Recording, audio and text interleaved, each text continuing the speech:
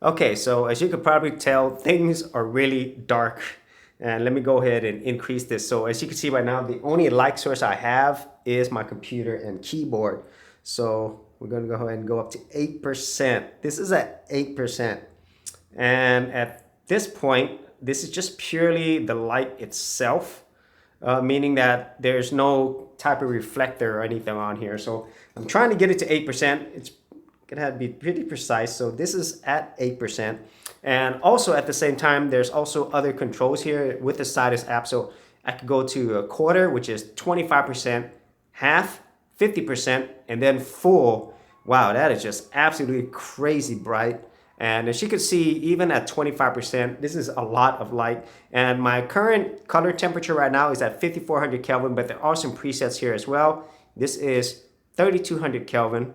This is 4000 Kelvin. And then this is 5600 Kelvin. And then I could go to the max if I want. This is at 6500 Kelvin.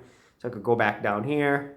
And this actually matches my camera setting right now in terms of the color temperature. So in terms of what I have with my camera right now, I have it at f3.5 for the f-stop or aperture. I have my shutter speed of 1/50.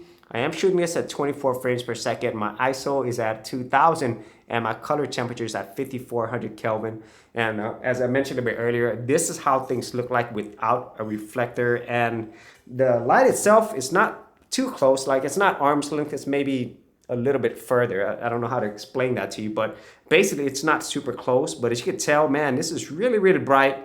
And for most people, I definitely don't recommend not using some type of reflector or softbox unless this was a look that you're going for. But this kind of gives you an idea of how powerful this light is whenever you are in a small room. So now that we're seeing how things look like with just purely the light bare, let's go ahead and put this reflector on and see if it makes a difference.